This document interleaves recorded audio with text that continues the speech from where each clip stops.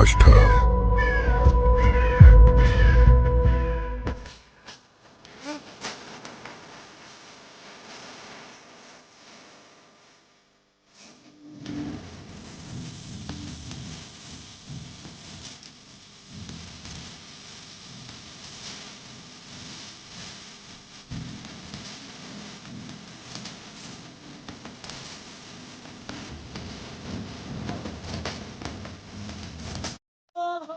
यकीन की इंतहा, जिसने अपने मुर्शिद के लिए अपनी आंख की रोशनी बुझा दी। एक सच्ची कहानी पर आधारित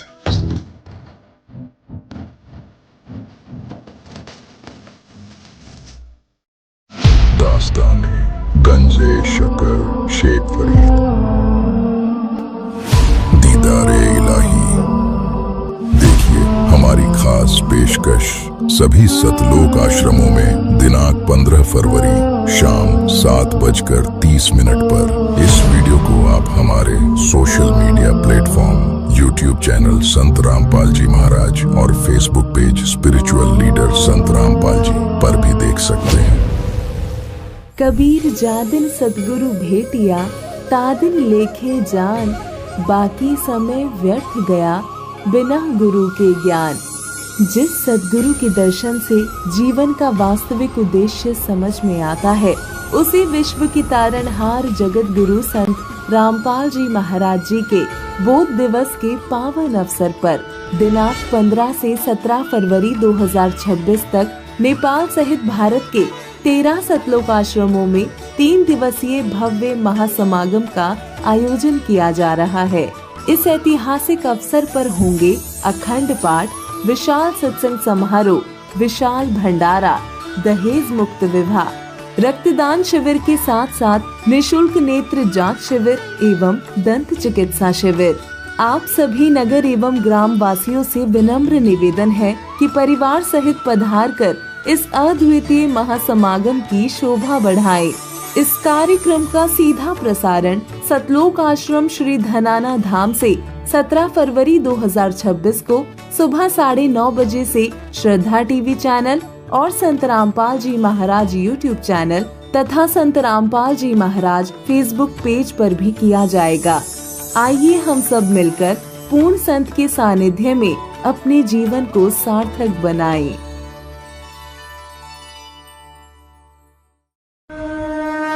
संत रामपाल जी महाराज एक ऐसे महान संत जिन्होंने अपनी सतभक्ति, तत्व ज्ञान, करुणा और सेवा के बल पर समाज में नई मिसाल कायम की है।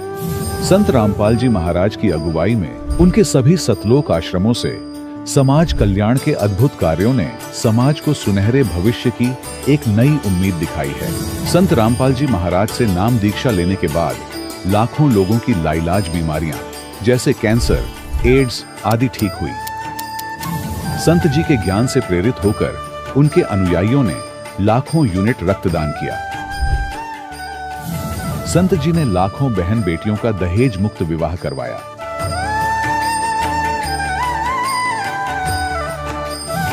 संत जी ने लाखों लोगों का नशा छुड़वाया, करोड़ों उजड़े परिवार बसे। संत जी के आश्रमों में समागम के दौरान निःशुल्क नेत्र चिकित्सा, दंत चिकित्सा प्रदान की जाती है। संत रामपाल जी महाराज द्वारा समय समय पर पर्यावरण संरक्षण के उद्देश्य से बड़े स्तर पर वृक्षारोपण किया जाता है। संत जी ने जरूरतमंदों को तत्काल राहत पहुंचाने के लिए एम्बुलेंस सेवा शुरू की। संत जी अपने अनुयायियों को देहदान के लिए प्रेरित करते हैं, जिससे मानवता की सेवा और चिकित्सा क्षेत्र में सुधार हो सके। संत रामपाल जी महाराज के सभी आश्रमों में हर रोज निशुल्क भंडारा आयोजित किया जाता है, जहां हर वर्ग, हर जाति और हर धर्म के लोग एक साथ बैठकर भोजन करते हैं।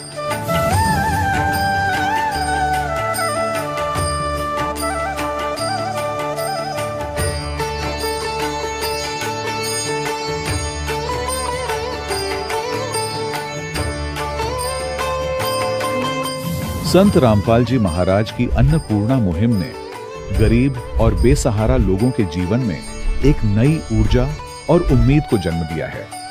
घर घर खाद्य सामग्री और जरूरी मदद पहुंचाकर संत रामपाल जी महाराज ने लोगों को दुख और मजबूरी से लड़ने की ताकत प्रदान की है।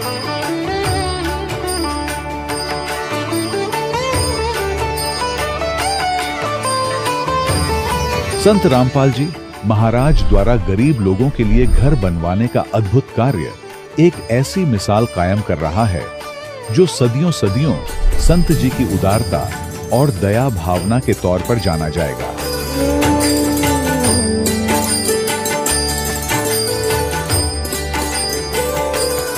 संत रामपाल जी महाराज ने हरियाणा सहित भारत के कई राज्यों में आई भीषण बाढ़ से अनेक गांवों और किसानों को बड़ी राहत दिलाई। तत्काल लाखों फुट पाइप और हजारों मोटर उपलब्ध कराकर किसानों के खेतों और गांवों में भरे बाढ़ के पानी को बाहर निकालकर उनको नया जीवन दान प्रदान किया। आज संत रामपाल जी महाराज को किसानों के मसीहा के तौर पर देखा जा रहा है। जगह जगह उनके लिए सम्मान समारोह आयोजित हो रहे हैं। संत रामपाल जी महाराज के आश्रम में हजारों बुजुर्गों को सम्मान और प्यार के साथ जीवन जीने का अवसर मिलता है। उनके खाने, रहने और स्वास्थ्य की पूरी जिम्मेदारी संत रामपाल जी महाराज उठाते हैं। अनाथ बच्चों के लिए संत रामपाल जी महाराज के सभी आश्रम किसी वरदान से कम नहीं। यहाँ उन्हें शिक्षा, संस्कार और भविष्य के लिए बेहतर अवसर प्रदान किए जाते हैं। चाहे बाढ़ हो, भूकंप या महामारी, संत रामपाल जी महाराज और उनके अनुयायी हमेशा ही जरूरतमंदों के लिए सबसे आगे खड़े रहते हैं।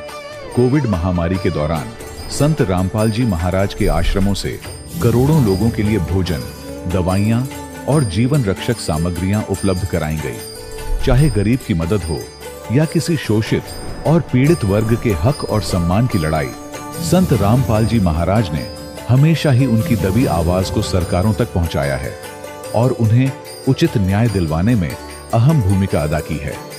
समाज में आध्यात्मिक और सामाजिक मूल्यों के प्रति जागरूकता लाने में संत रामपाल जी महाराज हर कदम पर मानवता के सच्चे सेवक साबित हुए हैं।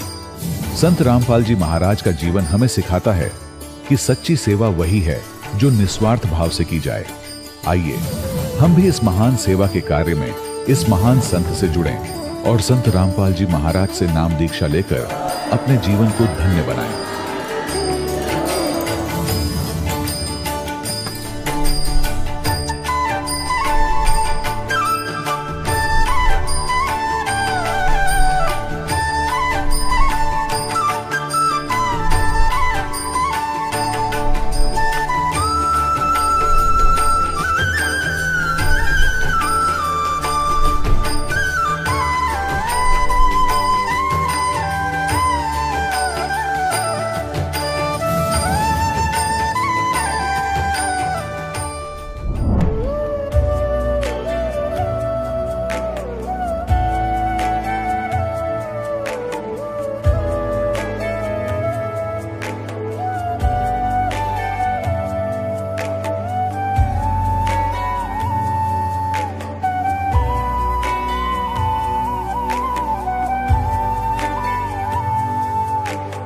कौन ब्रह्मा का पिता है, कौन विष्णु की मां, शंकर का दादा कौन है, हमको दे बता। ये जानने के लिए कृपया सुनिए।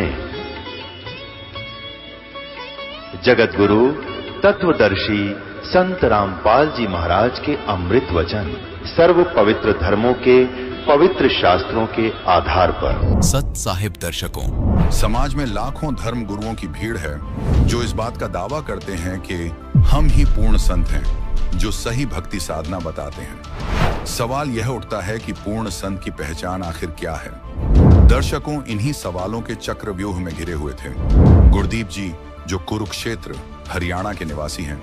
इन्होंने अपने जीवन का काफी लंबा समय निरंकारी पंथ में बिताया जिससे इन्हें कोई लाभ नहीं मिला।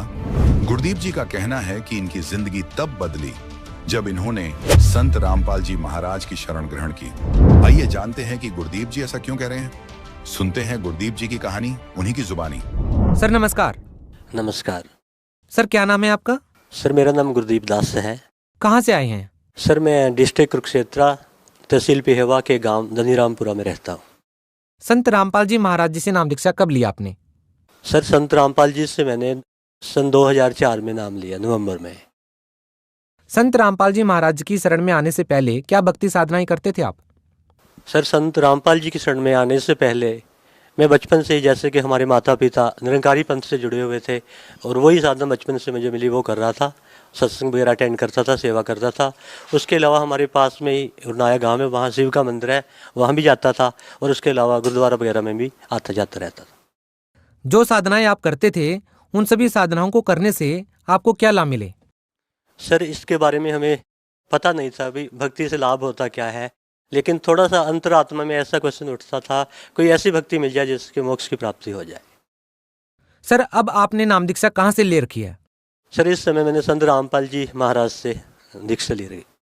कहा जाता है कि गुरु नहीं बदलना चाहिए, गुरु बदलना पाप है। पहले आपने किसी और पंथ से नाम दीक्षा ले रखी थी, अब आपने संत रामपाल जी महाराज जी को गुरु बना लिया। सर, क्या कहना चाहेंगे इस बारे में आप? सर, एक ये झूठी धारणा है कि गुरु नहीं बदलना चाहिए। जैसे कोई आदमी बीमार हो जाता है तो उसका इलाज उस डॉक्टर से नहीं हो पाता तो दूसरे डॉक्टर पर जाता है, और इस धारणा पे वो चिपका रहे कि डॉक्टर को नहीं बदलना तो मर जाएगा।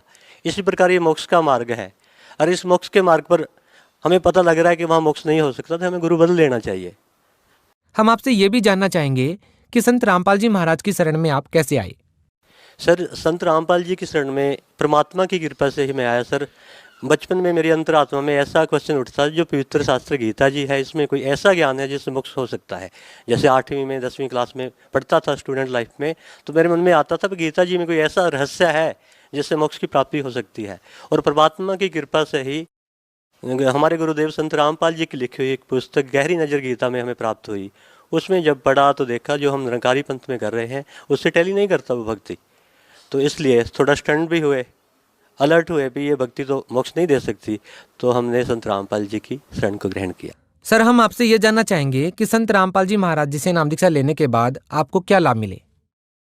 सर, संत रामपाल जी की शरण में आने के बाद हमें सैकड़ों लाभ हुए। अगर आपको बताना शुरू करूंगा तो शायद इतना टाइम नहीं आप दे पाओगे, लेकिन जो मेन में लाभ मैं आपको बताता हूँ। सबसे पहला लाभ तो ये हुआ कि मुझे नौकरी मिली, जिसकी कि मुझे आस नहीं थी कि मुझे नौकरी मिलेगी। आज परमात्मा ने मुझको UHB में असिस्टेंट इंजीनियर बनाया है, ये परमात्मा की कृपा से है। दूसरा लाभ ये हुआ मुझे सर कि मेरी मैरिज 2000 में हुई थी। 4 साल तक वो निरंकारी पंथ में साधना करते हुए मुझे पुत्र की प्राप्ति नहीं हुई, उसे संतान नहीं मिली थी, और 3 बार भक्तमती के पेट में जो बच्चा था वो डिस्ट्रॉय हो जाता था। लेकिन जब संत रामपाल जी की शरण में आए तो नाम लेने के बाद तो हमें पुत्र रत्न की प्राप्ति हुई। ये पुत्र रत्न की प्राप्ति मुझे संत रामपाल जी की शरण में आने के बाद दूसरा ये लाभ हुआ। तीसरा लाभ सर मुझे ये हुआ कि परमात्मा ने मुझे जीवन दान दिया। आश्रम है गुरुदेव का, वहाँ पे गए हुए थे। जब गुरुजी से आशीर्वाद लेने गए तो गुरुजी कहने लगे, बेटा दर्शन के लिए जल्दी जल्दी आया करो। तो मेरी बुद्धि इतनी मोटी थी, मैं समझ नहीं पाया कि परमात्मा संत रामपाल जी क्या कह रहे हैं। मेरे मन में था मैं 1 हफ्ते या 15 दिन के बाद चला जाता हूँ तो बहुत ज़्यादा मैं तो दर्शन कर रहा हूँ, तो समझ नहीं पाया उस बात को। उसके 1 हफ्ते के बाद मैं इस्माइलाबाद, यहाँ एक कस्बा है पेवा के पास, वहाँ से आ रहा था। तो मुझे था 7 बजे का रात का टाइम था, भी जाके ना संध्या आरती करनी है। तो अंधेरा था, मोटर बाइक पे था सर मैं। आगे से एक शराब पी हुई थी एक आदमी ने, वो स्कूटर पे था, उसकी स्कूटर की लाइट भी नहीं थी। वो तो उस समय पता लगा, बस उससे टकरा गया मैं। और 70 की स्पीड मेरी मोटरसाइकिल की थी, उसकी पता नहीं कितनी होगी। तो मैं हाईवे पे 20 फुट ऊपर, जैसे फुटबॉल उछलती है वैसे उछल गया। उसके बाद परमात्मा की कृपा से ऐसा हुआ कि नीचे आता आता मैं उसकी स्कूटर पे गिरा, नीचे वो आदमी, उसके ऊपर मैं गिरा, और स्कूटर है जो उसकी स्लाइड कर रही है अपोजिट डायरेक्शन में, 7 फुट तक स्लाइड करती गई। तो हेलमेट मेरा मेरे चकनाचूर, और जो मोटरसाइकिल थी वो खदानों में गई। और हाईवे पे इतनी ट्रैफिक होती है, परमात्मा ट्रैफिक को रोक दिया और मेरे को जीवन दान दिया। उसके बाद जब मैं गुरुदेव जी के पास गया तो मेरी बाजू में थोड़ा फ्रैक्चर था, पट्टी बंधी हुई थी। तो गुरुदेव कहते, बेटा ये क्या हो गया? मैं, गुरुजी मेरा एक्सीडेंट हो गया और मेरा हेलमेट भी चूरम चूर वहाँ पे हो गया। तो गुरुदेव बोले, बेटा ये आपका मृत्यु का योग था, परमात्मा ने आपके सांसों को बढ़ा दिया है। तो चौथा लाभ भगत जी मुझे ये प्राप्त हुआ परमात्मा की शरण में आने के बाद कि मेरे पेट में एक पथरी थी, उसका बहुत ज़्यादा दर्द होता था, सहन नहीं कर पाता, मैं रोता था। तो एक भगत था हमारे पास, रामदास भक्त, वो कहने लगा, अगर भक्तों के दर्द होगा तो ऐसा तो नहीं हो सकता। हम डॉक्टर के पास गए अल्ट्रासाउंड कराने के लिए, डॉक्टर भी 45 मिनट लगा रहा, वो भी नहीं खोज पाया भी क्या चीज़ है। उसके बाद आज तक 5 साल होने के मुझे कोई पेट का दर्द नहीं हुआ। परमात्मा की शरण के में आने के बाद एक मेरे साथ और घटना जो घटी हमारे घर में, हमारे आंगन में एक अमरूद का वृक्ष था, सारा सूख चुका था, उसकी एक टहनी बिल्कुल थोड़ी सी जिसमें 10 पत्ते थे वो हरी थी। तो उधर गुरुजी का सत्संग में सुन रहा था, जीवा दत्ता का, जो कि भ्रूंज शहर में गुजरात के रहते थे। परमात्मा को पाने का उन्होंने एक फार्मूला बनाया था कि परमात्मा कैसे मिलते हैं। ये फार्मूला बनाया था भी ये सूखी टहनी जो मैंने धरती में गाड़ दी है ना, जिस परमात्मा की शरणामत से ये सूखी टहनी हरी हो जाएगी वो परमात्मा होगा। तो मेरे मन में आया परमात्मा तो आज भी वही है जो उस समय था, तो इस अमरूद को पे भी कृपा कर दो, मैं इसके अमरूद होंगे ना आपकी शरण में लेके आऊँगा।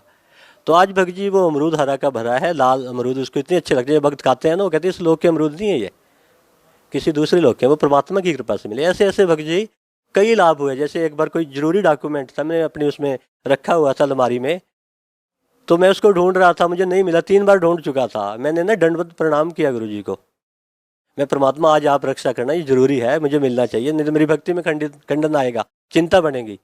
तो तीसरी बार जब अलमारी को खोला, परमात्मा ने उस फाइल को सबसे ऊपर रख दिया।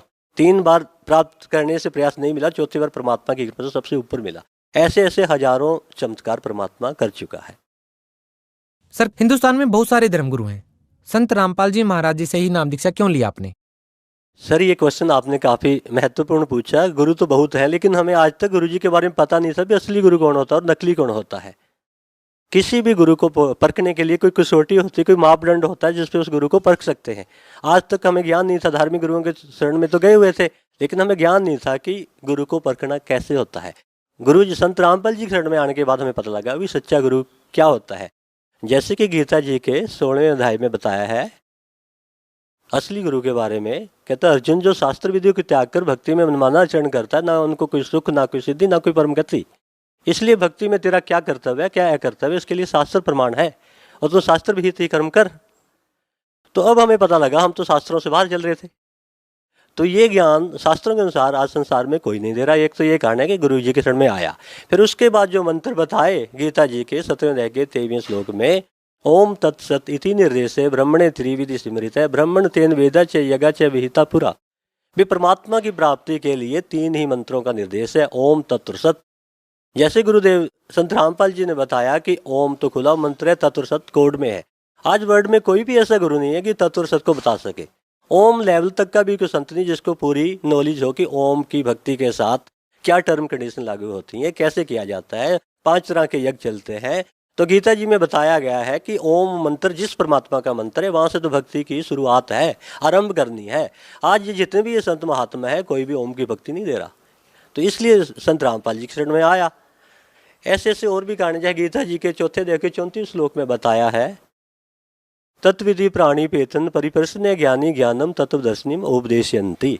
मोक्ष का मार्ग तो तुझे तत्वदर्शी संत के पास ही मिलेगा, उससे विधि पूछना। तो जितने भी ये संत थे, अगर ये पूर्ण संत होते तो तत्वदर्शी संत अपने नाम के साथ लिखवाते। अब कोई मेडिकल स्टोर की दुकान है तो मेडिकल स्टोर तो उसके ऊपर लिखा होगा ना। अगर डॉक्टर की दुकान तो डॉक्टर लिखेगा, किराने की दुकान तो किराना लिखेगा। जिस संत के पास ये भक्ति विधि थी वही तो लिख सकता। आज तक किसी भी संत ने तत्वदर्शी संत नहीं लिखा।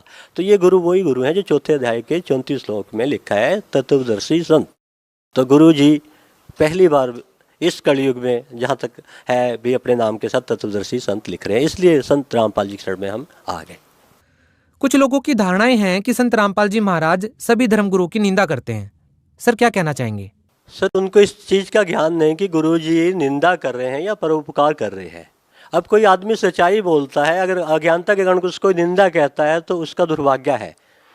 निंदा किसको कहते हैं इसकी डेफिनेशन लोगों को नहीं पता। जैसे कोई स्कूल में टीचर पढ़ा रहा है, उसने न्यूमेरिकल जैसे गुरुदेव बताते हैं गलत कर दिया, दूसरा टीचर उसी समय पर आ जाता, वो देखता है इसने गलत किया हुआ है, तो उस टीचर का क्या फर्ज बनता है, अभी आपने ये गलत किया है, प्लीज सेट इट राइट। अगर वो टीचर उस समय चुप रहता है तो वो पाप कर रहा है। लेकिन गुरु जी जो ये संत जितना भी भक्ति मार्ग बता चुके हैं उसको टैली कर रहे हैं सदग्रंथों से, वेदों से, कुरान शरीफ से, और ऐसे संत जिन्होंने परमात्मा को पाया उनके ज्ञान से। और इनका ज्ञान उनके साथ टैली नहीं होता। गुरु जी इनको लताड़ रहे हैं, आपकी भक्ति मार्ग सही नहीं है, तो इनको टैली तो कर लेना चाहिए ना। अगर ठीक है तो इसका जवाब दे, क्यों नहीं दे रही है। लेकिन ये भोले वाले जो हमारे भक्त आत्मा है उनको ये ऐसे भरमा देते हैं कि ये संत निंदा करता। वास्तव में ये संत निंदा नहीं कर रहे, ये सच्चाई बोल रहे हो। सच्चाई कड़वी होती है नीम की तरह, जो इसको खा गया ना उसके रोग दूर हो जाते। सर, आप लोगों को धर्मशास्त्र के बारे में इतनी गहरी रुचि कैसे है? सर ये सारा ज्ञान गुरु संत रामपाल जी की कृपा से प्राप्त हुआ, उनका दिया हुआ ज्ञान हम बता रहे हैं। जैसे गुरु जी बताते हैं कि हमारे पवित्र चारों वेदों में, गीता जी में नहीं, गुरु ग्रंथ साहब में भी, जैसे गीता जी में बताया आपका मोक्ष 3 मंत्रों से होगा, इसी प्रकार साम वेद के 822 नंबर पेज पे भी लिखा है, मनीषी भी कबीर परिकोष आशीष दत्त तृतीय नाम है। जो परमात्मा जब धरती पर आते हैं ना, जीवात्मा के उद्धार के लिए 3 नाम देते हैं। जो क्या करते हैं, जनन शरणिंद्र से वायु संख्यान वर्जन, उसको जन्म और मृत्यु के रोग से निकाल देते हैं, उसको पवित्र करते हैं और उसको सतलोक ले जाते हैं। यही बात सतगुरुदेव ने हमें बताई कि कुरान शरीफ में भी लिखी हुई है। सूरत फुरकानी सूरा नंबर 42 आयत नंबर 1 में एन सीन कप, ये 3 मंत्र हैं। यही बात गुरु ग्रंथ साहब पवित्र शास्त्र में बोली गई है 1328 नंबर पृष्ठ पे, पवित्र गुरु ग्रंथ साहब के। अग्नि बिंब पवंदी बाणी 3 नाम दे दासा, ते तस्कर जो नाम न लियो मर मर पचे 50। तो ये संत गुरु जी का जो नाम है, गुरुदेव ने जो हमें दिया है, वो नाम ऑथेंटिक है। तो जो भक्त समाज आज आप जैसे कहते पढ़े लिखे नहीं हैं, उनके बच्चे घर में पढ़े लिखे हैं, उनके बताने से उनको इस मार्ग को समझकर भक्ति के मार्ग पर लग जाना चाहिए, जिससे उनका भी उद्धार हो और जो पढ़े लिखे हैं उन सब का उद्धार हो। सर जो लोग आज भी संत रामपाल जी महाराज जी से जुड़ना चाहते हैं, वो संत रामपाल जी से कैसे जुड़ सकते हैं? सर जो लोग संत रामपाल जी से जुड़ना चाहते हैं, आज टीवी चैनल पे आजकल गुरुदेव के सत्संग आ रहे हैं, उनके नीचे येलो कलर की पट्टी आती है, उसमें मोबाइल नंबर होते हैं, उन पे संपर्क करके आप जैसे जिला वाइज सतगुरु जी ने नामदान देने का आदेश दिया, वहाँ पे जाके अपना उद्धार करवा सकते हैं भक्तात्मा। सर भगत समाज को क्या संदेश देना चाहेंगे आप? सर भक्त समाज को संदेश तो नहीं, करबद्ध होकर हम प्रार्थना ही कर सकते हैं कि आज तक जितने भी हमारे हिंदुस्तान में इस कलयुग में संत हैं, किसी को भी परमात्मा के बारे में नॉलेज नहीं, परमात्मा कौन है जिसका ऑथेंटिक प्रूफ ये दे सके। जबकि गीता जी के 8वें अध्याय के 9वें श्लोक में लिखा है, कवियम पुराणम अति सीताराम अचिंत्य वर्णन आदित्य वर्णन प्रशस्ते। वो परमात्मा जब यहाँ धरती पर आता है तो एक कवि का रोल करता है, उस परमात्मा की भक्ति करनी चाहिए। और इसी बात का समर्थन हमारे वेद भी करते हैं। हमारे ऋग्वेद में मंडल नंबर 9 में बताया गया है, कबीर गिरबी काव्ये न कबीर संत सो में पवित्रम अतियेति रेबन। वो कवियम जो कवि रूप में परमात्मा यहाँ धरती पर आता है, अपनी कबीर वाणी के माध्यम से, अपनी कविताओं के माध्यम से अपनी भक्तात्माओं को पवित्र करता है और उसको यहाँ प्रसिद्ध कवि की उपाधि दे दी जाती है, जिसके बारे में गीता के 8वें अध्याय के 9वें श्लोक में कवियम बोला है, उसको यहाँ कवि की उपाधि दे दी जाती है। लेकिन वो परमात्मा वास्तविक रूप में तृतीय धाम की उस स्थायी भूमि पर एक संत रूप में विराजमान है, एक सिंहासन पर वो परमात्मा है। आज तक जितने भी संत थे उनको ये नहीं पता परमात्मा कौन है। कोई परमात्मा को साकार कह रहा है, कोई निराकार कह रहा है, किसी ने आज तक नहीं बताया कि परमात्मा कबीर है, जिसको कि गुरु संत रामपाल जी ने शास्त्रों के आधार पर सिद्ध कर दिया। इसलिए भक्त समाज से मैं यही करबद्ध प्रार्थना करता हूँ कि ध्यान से गुरुदेव जी की सत्संग को सुनो और उनके आधार पर जैसे वो प्रमाण देते हैं परमात्मा कौन है, उसकी प्राप्ति का क्या साधन है। जब प्रमाण मिल गए तो किंतु परंतु कोई क्वेश्चन नहीं रह जाता, तो आपको परमात्मा की भक्ति करके यहाँ से पीछे छुड़वाना चाहिए, ये संदेश देना चाहता हूँ।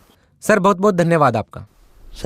दर्शकों, अभी आपने सुने संत रामपाल जी महाराज से दीक्षा प्राप्त करके सुखी हुए भक्त के अनुभव। अब देखिए जगत गुरु तत्वदर्शी संत रामपाल जी महाराज के मंगल प्रवचन। बैलों के ऊपर कमर पे थैले रख के ये बंजारे यानी व्यापारी लोग व्यापार किया करते थे।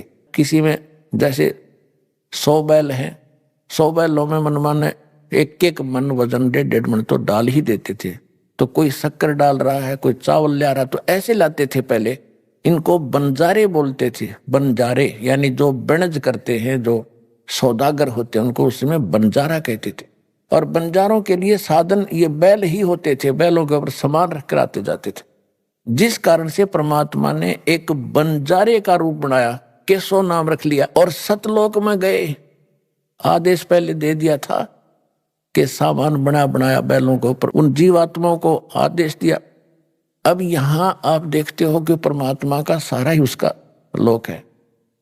और वहां जाके भगवान ने 9 लाख बैलों पर बड़ा सामान रखा। और वो खाना खिलाने वाले सेवादार भी ऊपर से आए, बंजारे बन के। और काशी में आगे 1 सेकंड में, 1 पलक में। गरीबदास जी ने लिखा है 1 पलक, पलक इतनी होती है, सतलोक से नीचे उतर गए सारे के सारे, और इतनी दूर से फिर चलते हुए आ रहे, बिल्कुल समय पर वहां लगा कर टेंट तंबू और भंडारा शुरू कर दिया। सिकंदर लोधी दिल्ली का बादशाह जो परमात्मा के से बहुत प्रभावित थे, उनको बहुत से सुख दिए थे। शेख तकी नाम का एक धार्मिक गुरु था, और वो सिकंदर लोधी दिल्ली के बादशाह का खास धर्म गुरु था, जो कबीर परमात्मा का विशेष विरोधी था। तो उसने एक चिट्ठी सिकंदर लोधी दिल्ली के बादशाह को भी दे दी थी कि आपको आपके गुरुजी बुला रहे, भंडारा कर रहे। अब उस चिट्ठी को पाके वो भी पहुंचे, वहां जाकर देखा भंडारा चल रहा था। शेख तकी ने ये सोचा था कि आज कबीर काशी छोड़कर भाग गया होगा, और ये सिकंदर लोधी उसके घनी महिमा सुनाता है दुनिया को, इसको भी पता चल जाएगा और इसकी आस्था उससे हट जाएगी। और शेख तकी इसी ताक में रहता था, किसी प्रकार राजा का मन उससे हटे और मेरी तरफ जुड़ा रहे। ईर्ष्या थी उसको। जब वहां जाकर देखा भंडारे चल रहे हैं, कोई खा रहा है, कोई लड्डू जलेबी कचौड़ी पकौड़ी दही बड़े, जो कुछ मांग रहे, जो खाद्य पदार्थ होती है, खांड घी देसी हलवा पूरी और खीर चावल, सब कुछ बना बना कर टेंटों के अंदर से भक्त ले जा रहे हैं और बांट रहे हैं। अब शेख तकी ने तो सोचा था वहां कोई नहीं मिलेगा, उसको गाली देते पाओगे लोग इकट्ठे होकर, और वहां जय जयकार हो रही। वह भंडारा देखा तो कबीर जी जैसा था, ऐसा स्वादिष्ट और ऐसी व्यवस्था के देखी न सुनी। पास बैठों को सबको जहां बैठे वहीं भोजन मिल रहा है, और चलते हैं जब एक दोहर एक मोहर वो साथ मिल रही है। अब शेख तकी की तो मासी मरगी, वो तो बैठ गया पेट कलेजा पकड़ के, क्यों तो अब भी नहीं भागा। अब सिकंदर लोधी ने पूछा कि ये कौन व्यवस्था कर रहा है, तो खाने वालों ने बताया कि एक टेंट में बैठा व्यक्ति वो व्यवस्था कर रहा है। वहां परमात्मा दूसरे रूप में बैठे थे, एक सेठ के रूप में, बंजारा केशव नाम रख के। सिकंदर लोधी ने कहा जी प्रणाम। खां जी प्रणाम, आओ। सिकंदर लोधी ने पूछा कि आप कौन हो? मेरा नाम केशव है राजन। आप कबीर जी के क्या लगते हो? सिकंदर लोधी ने प्रश्न किया। केशव ने कहा कि मैं उसका पगड़ी बदल मित्र हूं, वो मेरा यार है, और उसने मेरे पास एक चिट्ठी डाली थी कि मित्र एक छोटा सा भंडारा करना है, कुछ सामान लेते आएगा। तो उसके आदेशानुसार मित्र के लिए मैं ये भोजन भंडारा करवा रहा हूं। अब शेख तकी ये सुना कि ये तो न्यू कह रहे छोटा सा भंडारा है, इसको लाखों 18 लाख व्यक्ति भोजन खा रहे, उसका तो और घड़ों पानी गिर गया। तो फिर सिकंदर लोधी ने पूछा कि भगवान कहाँ है, कबीर साहब कहाँ है, वो नहीं आए क्या?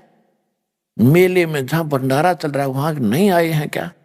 तो केशव रूप में बैठे परमात्मा ने कहा जब उनका दास बैठा है, उनका मित्र बैठा है, मालिक आएंगे जब आ जाएंगे, उनका मूड होगा, हम जो आदेश था हम उसका पालन कर रहे हैं। सिकंदर लोधी ने सोचा भाई पहले दर्शन करूंगा गुरुजी के और फिर भोजन खाऊंगा। झोंपड़ी पर चले गए, हाथी पर बैठे बैठे, सैनिक साथ में थे। अब सिकंदर लोधी हाथी से उतरा, दरवाजा खटखटाया, आवाज लगाई कि गुरुदेव दरवाजा खोलो। अब रविदास जी ने कहा कि महाराज वो तो यहां भी आगे दिखे। परमात्मा बोले भाई कोई बात ना, बेइज्जती कर लेंगे, दरवाजा नहीं खोलेंगे जब तक पार बसाओगी। दूसरी बार फिर कहा कि परवरदिगार दरवाजा खोलो। परमात्मा ने पूछा कौन है भाई? कि आपका दास सिकंदर दिल्ली से आपके दर्शनार्थ आया है, दर्शन करना चाहता हूं। तब परमात्मा ने कहा कि राजन आज ये दरवाजा नहीं खुला है, मैं तो बेइज्जती कर दी ने, ये मुझे जीने नहीं देंगे। मैं तो आज इस काशी में हूं और घर छोड़कर अपने लेकर परिवार को कहीं दूर बसूंगा जाके, ये मुझे जीने नहीं दे रहे महाराज, मैं दरवाजा नहीं खोलूं, मेरी तो बेइज्जती कर दी ने। सिकंदर लोधी कहने लगे भगवान आप मुझे नहीं बहका सकते, आप किसी और को बहका सकते हो। मैं आपको खूब जान चुका हूं। आप स्वयं अल्लाह की जात हो, आप स्वयं अल्लाहु अकबर हो, आप खुद इलाही हो, आप सर्वशक्तिमान हो। हे परवरदिगार, एक बार दर्शन दे दो मुझे। इतना अधीन जब हुआ तो कहा, रविदास खोल दे खिड़की। दरवाजा खोला तो मुकुट समेत दंडवत प्रणाम किया सिकंदर लोधी ने परमात्मा के चरणों, और कहा कि हे परवरदिगार, कोई अगर आपको पहचान ले फिर तो समस्या हल हो जा। आपको पहचानना ही कठिन है। आपने वहां रंग लगा रखे भगवान, आपकी जय जयकार हो रही है। 18 लाख व्यक्ति जीवने लग रहे हैं और सभी ये देखना चाहते हैं कि कौन है वो महान आत्मा, कौन है वो सेठ कबीर, उसके दर्शन तो कर ले जिसने ऐसा भोजन करा रखा है। आपके दर्शन करना चाहते हैं, उनका कल्याण हो जाएगा, एक बार दर्शन दे दो उनको। कहते हैं परमात्मा खड़े हुए वहां पर, जो ही झोंपड़ी से बाहर आए, आकाश से एक मुकुट आया, सुंदर मनोहर मुकुट, और ऊपर से फूल बरसने लग गया आकाश से परमात्मा के ऊपर, कबीर साहब के ऊपर।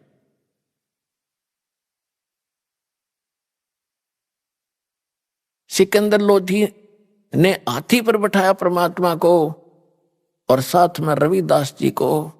रविदास जी चमर कर रहे थे परमात्मा कबीर जी के ऊपर, ये सफेद सफेद ये पूछ सी होती, इसको चमर बोलते हैं। तो सिकंदर लोधी ने प्रार्थना करके दिया, हे भक्त मुझे भी सेवा दे दो, आप तो रोज ही सेवा करते हो।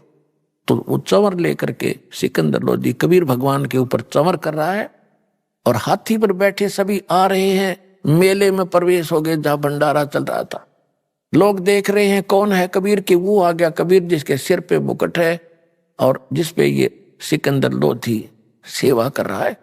सब देखकर जय जयकार कर खड़े होकर देखे, क्यों मालिक के दर्शन से ही खुशी हो। अब सब जगह जय जयकार हो रही है। सारे मेले में घूम के फिर एक तंबू में से, जहां दूसरे रूप में मालिक बैठे थे केशव रूप में, वहां से एक सेवादार गया और हाथी पर बैठे भगवान से प्रार्थना की कि हे परवरदिगार, आपको आपका मित्र केशव याद कर रहा है। तो उससे हाथी से उतरकर सिकंदर लोधी और भगवान और रविदास जी तीनों उस टेंट में आ गए जहां पर वो केशव बैठे थे। देखते ही देखते टेंट में जब गेट में प्रवेश किया था, लंबा चौड़ा टेंट था, उसमें एक तख्त अपने आप आकर लग गया। उसके ऊपर जैसे आप इनमें फिल्मों में देखते हो ना, टीवी पर अपने आप ऐसे बन जाते एक सेकंड में, ऐसे ओरिजिनल तख्त, उसके ऊपर गद्दे बिछ गए, उसके ऊपर बहुत सुंदर चद्दर आ गई, उसके चारों तरफ हीरे और पन्ने लजवारात ऐसे जड़े गए, चमक रहे।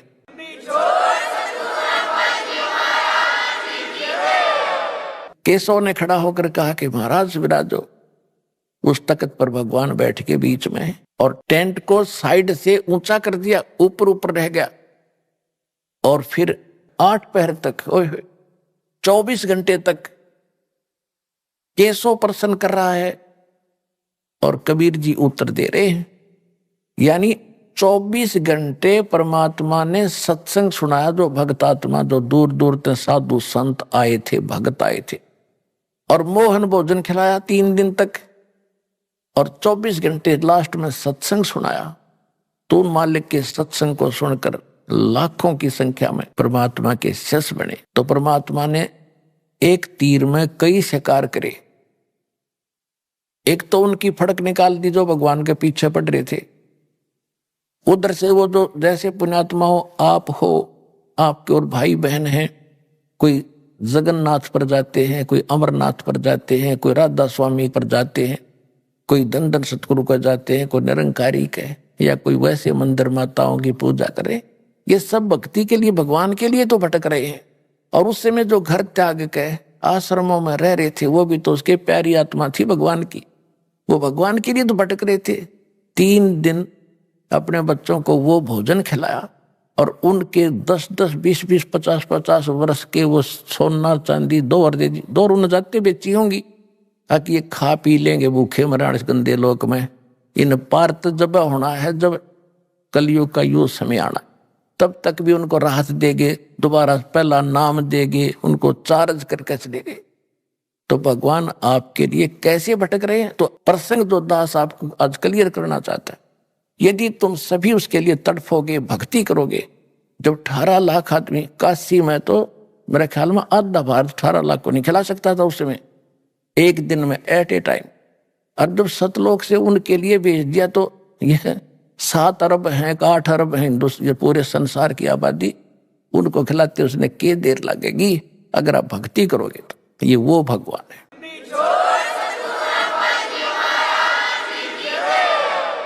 तो परमात्मा ने लिखा कि एक बार फिर सतयुग जैसा माहौल होगा यहाँ पर, जैसे सतयुग में सुख होता था। तो वो आएगा कहां से? आपकी भक्ति के कारण आपको भगवान सतलोक से भेजेगा, और यह सारे ठाठ करेगा। कोई चिंता, कोई टेंशन उस भगत को नहीं रहेगी जो सच्चे दिल से भगवान की भक्ति करेगा। कबीर साहब की यह सत भक्ति।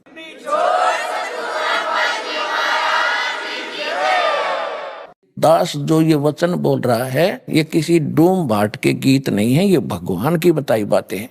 और अभी आपको इतना लाभ नहीं मिल रहा, इसका कारण ये है कि अभी आप इतने दृढ़ नहीं हुए हो और इतनी भक्ति नहीं कर पाते हो जितनी मालिक चाहते हैं। क्योंकि सबसे पहले मर्यादा, आप यहां से जाते हो, गांव में, घर में कोई ना कोई समस्या ऐसी काल पैदा करवा देता है, आपका नाम खंड हो जाता है।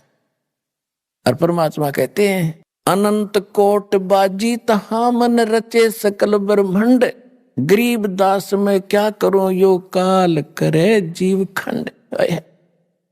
परमात्मा गरीबदास महाराज जी को, उस प्यारी आत्मा को बता रहे हैं कि गरीबदास जी कि मैं इतना समर्थ हूं, मैंने सारे ब्रह्मांड रच रखे। अनंत कोट बाजी तहा मन रचे सकल ब्रह्मंड, और गरीब दास में के करूं यो काल करे जीव खंड।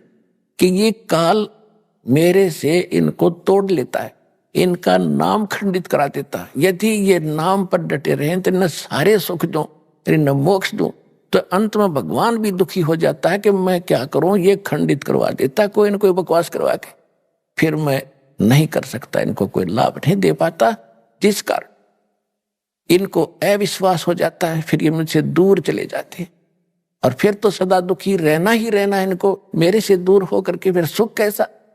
तो पुण्यात्माओं, सबसे बड़ा काल ने अब ये जाल फैला रखा है कि आपका नाम खंडित करा देता है। फिर आप पर आपत्ति आनी है, से नाम भी ले रखा है, फिर अविश्वास हो जाता, वहां भी गया था, मुझे कोई लाभ नहीं मिला, चलो कहीं और धक्के खा ले। तो फिर तो धक्के ही धक्के यहां से जाने के बाद।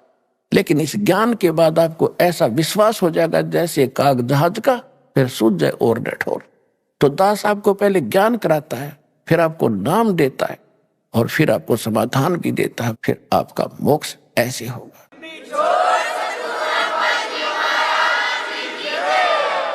तो परमेश्वर ने कहा था कि कलयुग जब 5500 वर्ष बीत जाएगा, उसके बाद पूरे विश्व में सतयुग जैसा व्यवहार होगा, सतयुग जैसे विचार होंगे, और पूरी सृष्टि, पूरा विश्व नाम लेगा मेरा। और मेरे बच्चों को फिर लाखों, करोड़ों, अरबों की संख्या में, खरबों की संख्या में अब परमात्मा पार करेगा। आप दृढ़ता से लगे रहना दास के विचारों पर विश्वास करके, ये भगवान के विचार।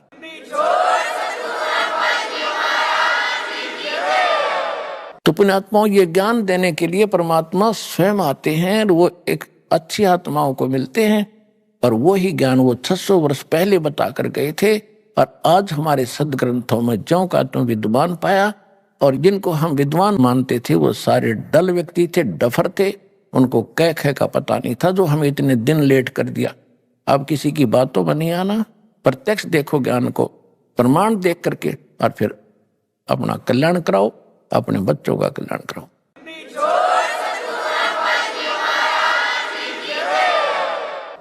परम पिता परमात्मा पूर्ण ब्रह्म, सर्व सृष्टि रचनहार, कुल के मालिक, सभी आत्माओं के जनक, परम पिता परमेश्वर कबीर जी की असीम रजा से आप सभी पुण्यात्माएं ये सत्संग सुनने के लिए उपस्थित हुए।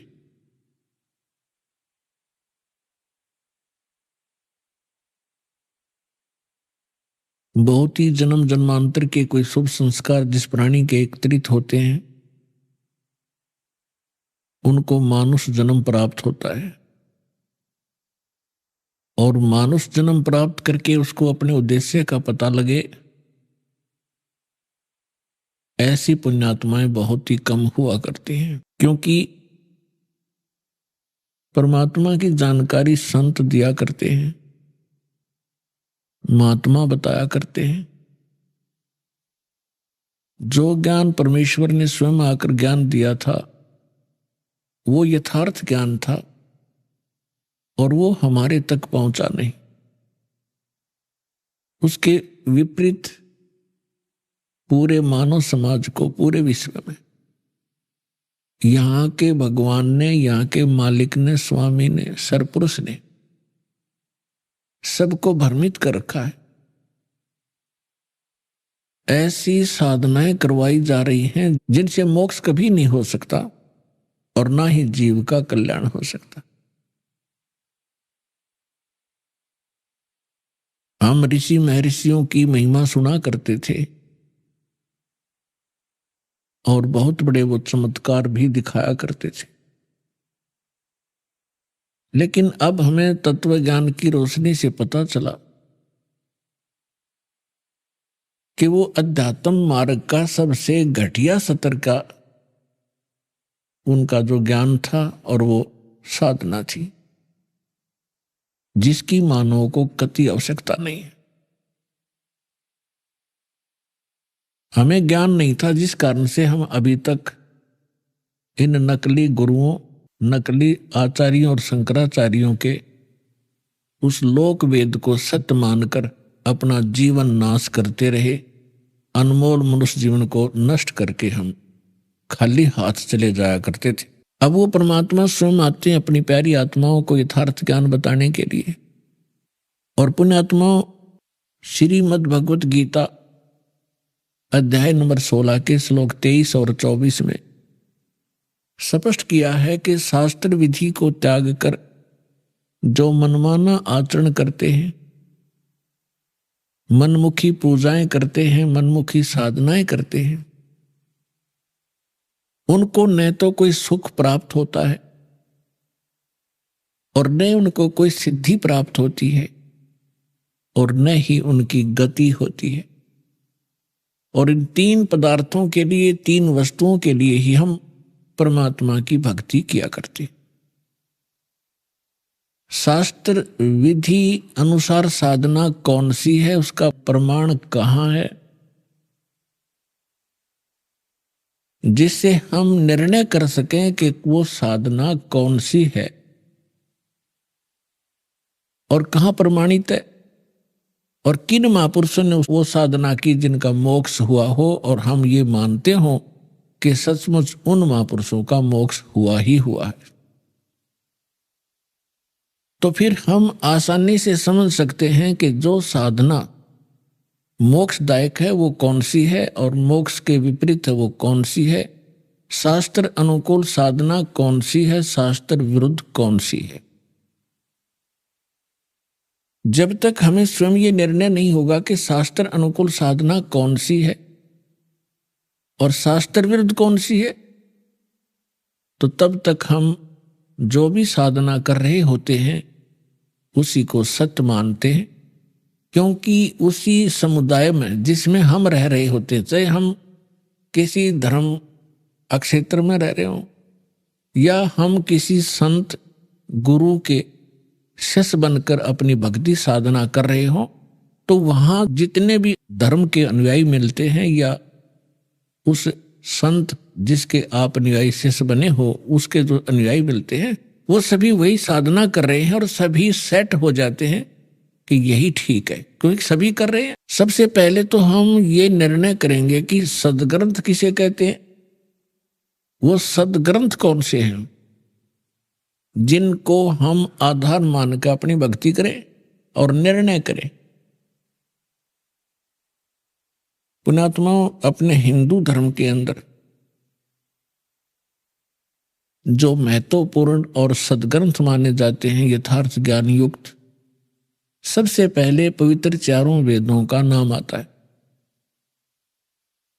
और फिर उससे भी बढ़कर विशेषकर हिंदू समाज के अंदर श्रीमद् भगवत गीता वेदों से भी 1 नंबर पर मानी जाती है, क्योंकि ये कहा जाता है कि चारों वेदों वाला ज्ञान और श्रीमद् भगवत गीता के अंदर संक्षिप्त करके सरल करके बताया गया है। ये बिल्कुल सही है। इसके बाद आते हैं पुराण और उपनिषद। पुराण क्या है, उपनिषद क्या है और वेद और श्रीमद् भगवत गीता क्या है, ये हमने समझना पड़ेगा। पुण्यात्माओं, ये मोक्ष मार्ग है। ये मनुष्य जीवन बहुत अनमोल है। मानव को अभी इसकी कीमत का ज्ञान नहीं है, केवल सुनते सुनते हैं कि मानुष जन्म बड़ी मुश्किल से प्राप्त होता है, बड़ा सुदुर्लभ है और इसको ऐसे व्यर्थ नहीं करना चाहिए। लेकिन इस तत्व ज्ञान से आपको वास्तविकता का पता चलेगा कि सचमुच ये कितनी कीमत है इसकी। और जिस समय आप इस तत्व ज्ञान के आधार से मनुष्य जीवन की कीमत को समझोगे, जिस प्रकार अब भारत का या पूरे विश्व का बच्चा ये चाहता है और सभी समाज भी चाहता है कि बेटे और बेटियां सभी शिक्षा ग्रहण करें, और कितना ही पैसा हमारा लगे ये शिक्षित हों।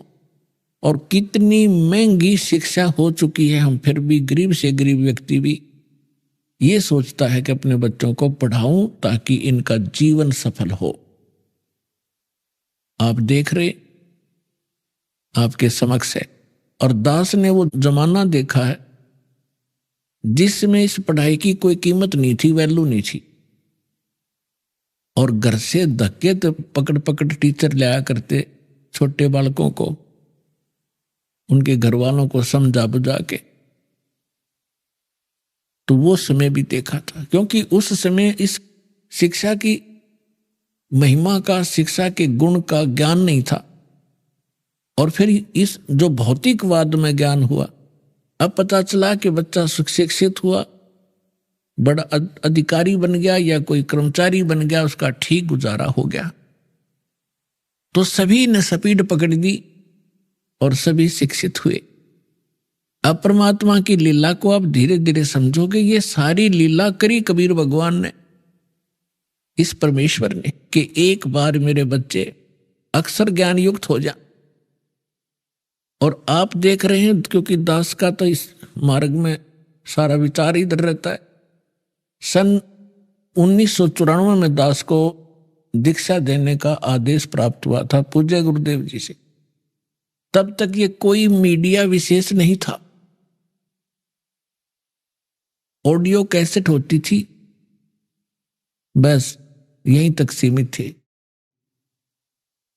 अब देखते ही देखते कमाल कर दिया, कितने अच्छे इलेक्ट्रॉनिक चैनल बन गए, मोबाइल बन गए कितनी अच्छी क्वालिटी के, जिसमें चिप डाल लो, 100 घंटे का सत्संग, 50 घंटे की फिल्म, परमात्मा की सीडी यानी सत्संग की, देखो कहीं बैठ के।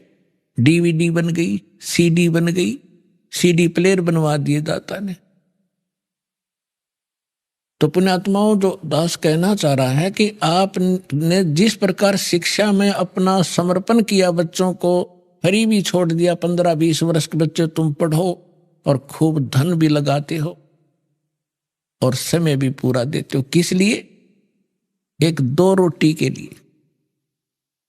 और जितने बच्चे आज पढ़ रहे हैं, जिनमें से 2% ही सरकारी नौकरी ग्रहण करेंगे, 98% वो फिर वही काम करेंगे जो हमारे दादे परदादे परंपरागत करते आ रहे थे।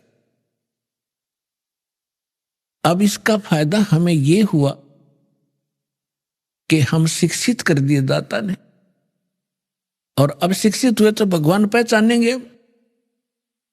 तो इसी प्रकार जब आपको इस परमात्मा की भक्ति और मोक्ष की कीमत का पता चलेगा, आप सभी बुद्धिमान व्यक्ति हैं, आज वर्ल्ड के कोई बालक नहीं है, आप सभी का एकदम ऐसा यू टर्न होगा अब आप भक्ति की तरफ, परमात्मा की तरफ, बच्चा बच्चा भक्ति करेगा। सबके हाथ में माला होगी, जेब में मोबाइल होगा तो परमात्मा की चर्चा ही चलेगी।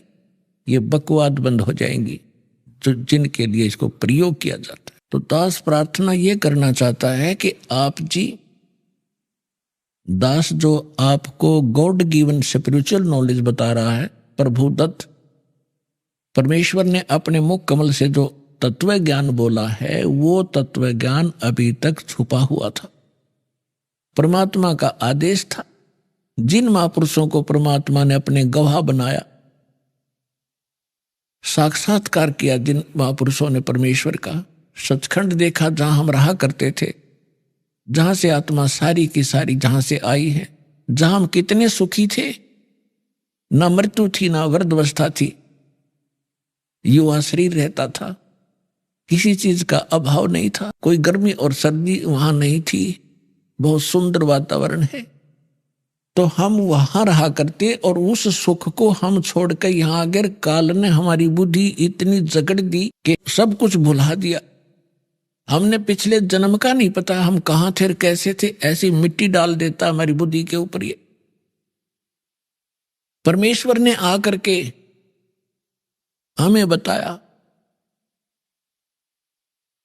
कि आप यहां के वासी नहीं हो, आप इतना कष्ट उठा रहे हो, आप सारा जीवन एक इस भौतिक सुख को प्राप्ति के लिए, संपत्ति संतान की व्यवस्था करने के लिए सारा जीवन डिवोट कर देते हो, और जब आप संसार छोड़कर जाते हो आपके साथ कुछ नहीं जाता, केवल पूरे जीवन में किए हुए पुण्य और पाप आपके साथ होते हैं। तो पुण्यात्माओं, दास आपको ये बताना चाहता है, सतर्क करना चाहता है कि दास जो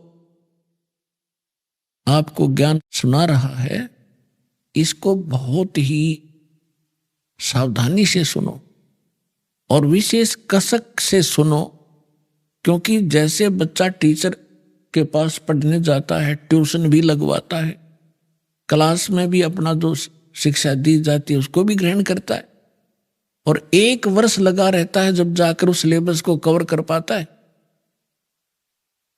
और फिर 20 वर्ष तक वो पढ़ कर 2 रोटी के निर्वाह के लिए उद्देश्य रखकर वो इतना कुछ समय व्यतीत करता है। और अब हम क्या उद्देश्य रखेंगे? परमात्मा प्राप्ति, भगवान की भक्ति और शिष्टाचार, नेक नीति से रहना। जैसे कोई रिश्वत लेता है, कोई मिलावट करता है, कोई 2 के 20 बनाता है, कोई चोरी करता है, तो जब हमें ज्ञान होगा कि ये हम अपने संस्कार खराब कर रहे हैं और मिलना मिलाना वही है जो किस्मत में लिखा हुआ है, इससे ना अधिक हो सकता ना कम हो सकता। यदि हम 2-5 करके कोई 2-4 लाख रुपये की तो मार लिया, हाथ दाव लगा लिया अपनी नकली सूझबूझ से, तो फिर ऐसा झटका लगेगा मनमाने कोई चोरी हो जा या कोई बालक बीमार हो जा, 2-3 लाख रुपये भी लग जाए और बच्चा भी मर जाता है, तो वो पैसा तो रहा नहीं, वो पाप कर्म ज्यों के त्यों रह गए जो उस पैसे को कमाने के लिए वो तगड़मबाजी करी थी। तो जिसमें आपको ये पता चलेगा, और ये 101% सत्य है, गॉड गिवन ज्ञान है। कहते तुमने उस दरगाह का मैल नहीं देखा और धर्मराज के तिल तिल का लेखा। एक पाई पाई का हिसाब है उस सच्चे दरबार में, क्योंकि आपने वो जगह देखी नहीं, देखी है तो आपका याद नहीं। और परमात्मा का भेजा हुआ संत, उस मालिक का दास, उस परमेश्वर का कृपा पात्र, उस परमात्मा से प्राप्त ज्ञान को ही आप तक पहुंचाता है, अपनी तरफ से वो कुछ मिलावट नहीं करता। अभी आपने सुने संत रामपाल जी महाराज के मंगल प्रवचन। आइए अब सुनते हैं संत रामपाल जी महाराज से नाम दीक्षा लेकर सतभक्ति करके अद्भुत लाभ प्राप्त करने वाले अनुयायी के विचार। दर्शकों, वेदों में प्रमाण मिलता है कि वह पूर्ण परमात्मा अपने साधक के सभी रोगों को नाश कर देता है। दर्शकों, वेदों की यह बात आज सच साबित होती दिखाई देती है। उत्तराखंड की निवासी महाविद्या जी और उनके परिवार के साथ भी कुछ ऐसा ही हुआ है। महाविद्या जी के पति को ब्रेन हेमरेज और पैरालिसिस जैसी गंभीर बीमारियों ने घेर लिया था। दर्शकों, महाविद्या जी का कहना है कि मेरी जिंदगी तब बदली जब मुझे संत रामपाल जी महाराज की शरण मिली। आखिर महाविद्या जी ऐसा क्यों कह रही है? क्या वास्तव में संत रामपाल जी महाराज द्वारा बताई गई भक्ति साधना में और उनके आशीर्वाद में इतनी शक्ति है कि लोगों के असाध्य रोग समाप्त हो रहे हैं? आइए जानते हैं इसके पीछे की सच्चाई क्या है। सुनते हैं महाविद्या जी की कहानी, उन्हीं की जुबानी। नमस्कार जी। नमस्ते जी। क्या नाम है जी आपका? मेरा नाम महाविद्या है। कहाँ से हैं जी आप? जी देहरादून, उत्तराखंड। संत रामपाल जी महाराज से नाम दीक्षा आपने कब ली? 2013 में मैंने संत रामपाल जी से नाम दीक्षा ली। संत रामपाल जी महाराज से नाम दीक्षा लेने से पहले क्या आप कोई भक्ति साधना भी करती थी? जी हाँ, जो जगत में प्रचलित भक्ति वही मैं करती जो सभी लोग करते हैं। क्या कारण बना कि आप संत रामपाल जी महाराज की शरण में आई? जी इसका कारण है, जब मेरा बेटा हुआ था 2011 में, तो वो बहुत बीमार था और उसे ना ऑक्सीजन, उसका पल्स रेट बहुत गिर रहा था और उसको शीशे में रखा जाता था और डॉक्टर कुछ भी नहीं बताते थे कि ये कब ठीक होगा, कब नहीं ठीक होगा। तो फिर हमारे पापा सबसे पहले नामदान लेकर आए 2011 में। तो उन्होंने आए और परमात्मा का जो अमृत जल दिया हुआ होता है उन्होंने मेरे बेटे को दिया। परमात्मा हम बोलते हैं संत रामपाल जी महाराज को, उन्होंने दिया और हमारा बेटा तीसरे दिन डिस्चार्ज हो गया हॉस्पिटल से। तब मुझे बहुत विश्वास हुआ कि हाँ, इनमें कोई शक्ति है, तभी मेरा बेटा ठीक हो गया। नाम दीक्षा हमने 2013 में तब जाके लिया परमात्मा से, संत रामपाल जी महाराज से। माँ विद्या जी, संत रामपाल जी महाराज से नाम दीक्षा लेने के बाद क्या आपको कोई लाभ भी मिले? हाँ जी, बहुत लाभ हुए हैं। परमात्मा की दया से पहले जो समाज की दृष्टि में है आर्थिक लाभ, वो मैं आपको बताती हूँ।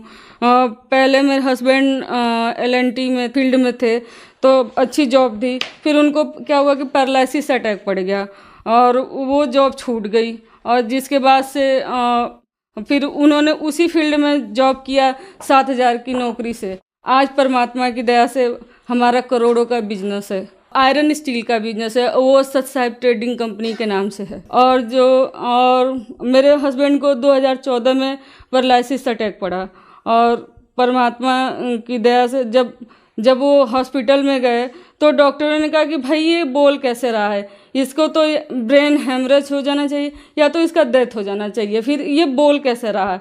तो फिर डॉक्टरों ने बोला कि आप ये पूरे बॉडी की इन्होंने MRI कराई और CT स्कैन भी कराया। MRI में निकला कि इनके ना ब्रेन में क्लॉथ जम गया है। तो फिर उन्होंने कहा कि दवा से हम देखते हैं, उसके बाद से ठीक हो जाए। लेकिन परमात्मा से हमने प्रार्थना की तो परमात्मा ने कहा कि भाई, संत रामपाल जी ने कहा कि परमात्मा दया करेंगे और परमात्मा की दया से ये 15 दिन में चल गए थे और आज बिल्कुल ठीक है। लेफ्ट हैंड उनका साइड बिल्कुल ही डैमेज था। 4 आदमी मतलब उठा के बिठाते थे, रजाई लगा के बिठाते थे, टॉयलेट बाथरूम भी इवन कोई लेके नहीं जाता था, ऐसे बॉडी गिर जाती थी और जरा सा भी मूवमेंट नहीं था, हरकत नहीं था उनके मतलब लेफ्ट हैंड साइड में। तो फिर परमात्मा की संत रामपाल जी महाराज की दया से वो चल गए थे। आज बिल्कुल ठीक हैं और कोई उन्हें प्रॉब्लम नहीं है। आज मेरे साथ आए हुए हैं, आप उनको देख भी सकते हो। नमस्कार सर। नमस्कार सर, क्या नाम है आपका? राजेश दास। सर, जैसे कि आपने बताया कि आपको ब्रेन हेमरेज और पैरालिसिस हुआ, तो क्या कंडीशन थी उस समय आपकी? उस समय कंडीशन ये थी कि लोग हमें बेडशीट में उठाते थे और लेके जाते थे और बेडशीट पे ही मतलब हॉस्पिटल लेके जाते थे, बेडशीट से मैं ही फिर लेके आते थे घर। मतलब मैं अपने किसी के सपोर्ट के बगैर टॉयलेट में भी नहीं बैठ सकता था। तो हमें वाइफ जो पकड़ के बैठती थी, तब मैं टॉयलेट भी करता था मैं। सर, कैसे ठीक हुए आप? हमने नामदान लिया हुआ था 2013 में संत रामपाल जी महाराज से, तो उन्हीं के दया से ठीक हुआ। तभी मैं एकदम 10 से 15 दिन में मैं चलने लगा था बिल्कुल। आज आप बिल्कुल ठीक हैं? आज हम बिल्कुल ठीक हैं, परमात्मा की दया से हमें कोई दिक्कत नहीं है। और मेरे पास ये रिपोर्ट भी है उसका। यहाँ देहरादून के जो सबसे टॉप के डॉक्टर है neuro surgeon doctor Mahesh Kudiyal, उनकी ये रिपोर्ट है, आप देख सकते हैं। हाँ, ये रिपोर्ट है उनकी, आप देख सकते हैं कि इसमें ना क्लॉथ ये जमा हुआ ब्रेन में। हमारे संत रामपाल जी महाराज की कृपा से ही ये ठीक हुए हैं। हम तो यही जानते हैं कि ये हमारे पूरा परमात्मा है, ये कुछ भी कर सकते हैं। ये पैरालिसिस की एक और रिपोर्ट है, पूरे बॉडी की हुई थी MRI, जिसकी ये रिपोर्ट है, आप ये भी देख सकते हैं, ये विद प्रमाण है। महेश कुड़ियाल की ये पर्ची है और यहाँ देहरादून के सबसे टॉप न्यूरो सर्जन हैं CMI के, और वो माने जाते हैं, और उनकी ये रिपोर्ट है, आप विद प्रूफ देख सकते हैं। पैरालिसिस तो संत रामपाल जी महाराज की दया से ही ठीक हुआ है, वरना डॉक्टर तो हमें जवाब दे गए थे कि भाई ये हमारे बस की बात नहीं है, हम नहीं ठीक कर सकते हैं। और मेरा बेटे को परमात्मा ने जीवन दान दिया, आर्थिक लाभ भी बहुत है, और परमात्मा की दया से अब आज हम सुखी हैं, कोई हमें दिक्कत नहीं है। 6-7 साल से मेरे पैरों के नेल खराब थे और सारे डॉक्टरों को दिखा लिया था। डॉक्टरों ने बोला कि भाई हम ये ठीक नहीं कर सकते, या तो नेल जड़ से निकाल दीजिए या तो फिर इसका कोई इलाज नहीं है। फिर हमने परमात्मा से अरदास करी तो परमात्मा ने कहा कि बेटा ये ठीक हो जाएगा, और हमने मंत्रों का जो गुरुजी हमारे बताते हैं, सुमरन करने के लिए देते हैं, उसका सुमरन किया तो वो अपने आप नेल्स ठीक हो गया, कोई दवा की जरूरत नहीं पड़ी। संत रामपाल जी महाराज से नाम दीक्षा लेने के बाद आपको बहुत सारे लाभ हुए, आपने रिपोर्ट्स भी दिखाई। तो जो लोग आज आपको देख रहे हैं, खास करके महिलाएं, उनके लिए आप क्या कहना चाहेंगी? जो दुखी हैं, हमारी तरह बीमारियों से छुटकारा पाना चाहते हैं, तो वो संत रामपाल जी महाराज से आके दीक्षा ले सकते हैं। जगह जगह नामदान सेंटर खुले हैं पूरे देश में, टीवी चैनलों पे आता है, तो आप उनसे, उसमें एक पट्टी चलती है, उसमें आप नंबर आते हैं और किसी भी वहाँ से फ़ोन करके पता हो सकता है कि आपका नज़दीकी नामदान कौन सा है, तो आपको बता देंगे कि आप कहाँ से नाम दीक्षा ले सकते हैं। धन्यवाद जी। सच्चा है।